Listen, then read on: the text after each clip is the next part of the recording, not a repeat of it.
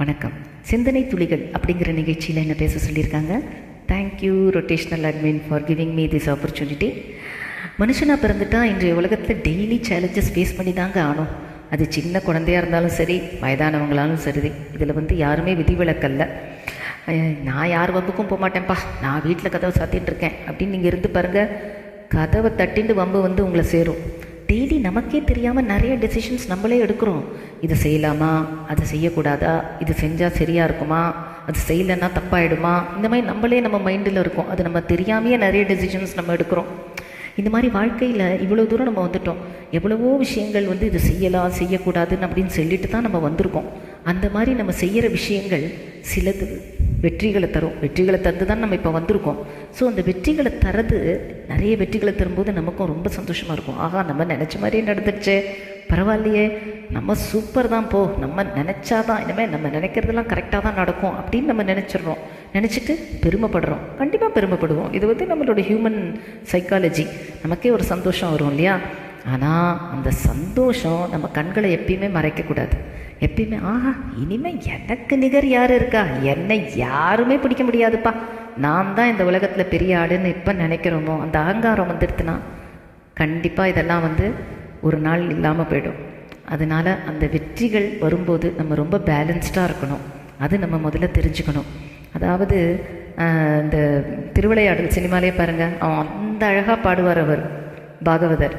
அப்போ கரெக்டாக அவர் இருக்கிற அகங்காரத்தினால அவர் கடவுளே ஒரு தட்டு தட்டுவார். நல்லா பாடுறவர் தான்.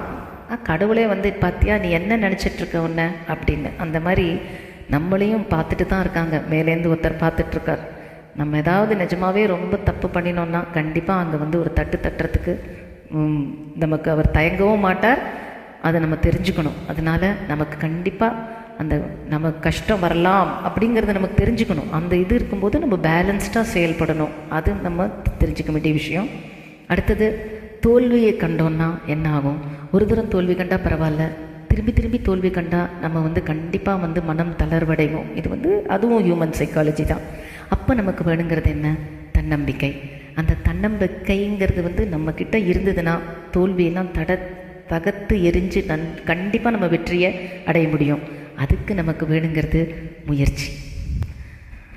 நகர்ந்தால்தான் நதி அழகு, வளர்ந்தால்தான் செடி அழகு, முயன்றால்தான் மனுஷனுக்கு அழகு. மூச்சு விட்டால் மனுஷன் இல்லைங்க, முயற்சி செஞ்சால் தான் மனுஷன். ஸோ அந்த மாதிரி ஒவ்வொரு தரமும் முயற்சி செய்யணும்.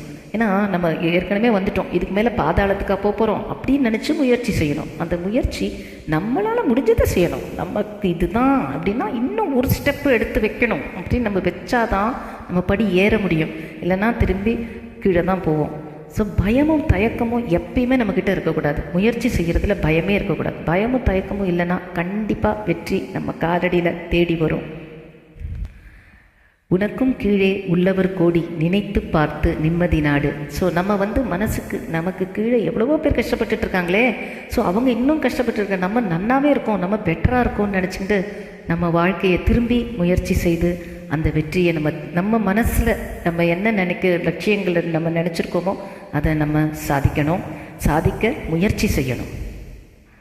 செல்லும் பாதைகளில் தடை வரும்போது, செய்த செயல் தவறாகும்போது, கடன் கழுத்தை நெரிக்கும்போது, உலகமே உன்னை குறை சொல்லும்போது, வேண்டுமென்றால் சிறிது ஓய்வு எடுத்துக்கொள்ளுங்கள், பரவாயில்ல, இன்றைக்கே முயற்சி செய்யணுங்கிறது இல்லை.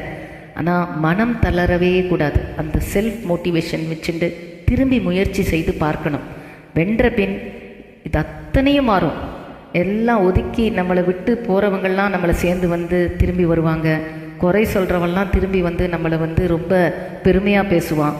உலகமே நம்மளை ஒரு உதாரணமாக நினச்சிக்கும். ஸோ அந்த மாதிரி நினச்சி இப்போ நம்ம குரூப்பையே எடுத்துக்கோங்களேன், எவ்வளோ முயற்சி செய்கிறாங்க. போன வருஷம் சுமாராக பாடினவங்க இப்போ நம்ம இன்னும் நன்னா பாடணும் அப்படின்னு சொல்லி முயற்சி செய்து தான் பாடுறாங்க. பாடாமல் அப்படியே சடனாக பாட்டு வராது.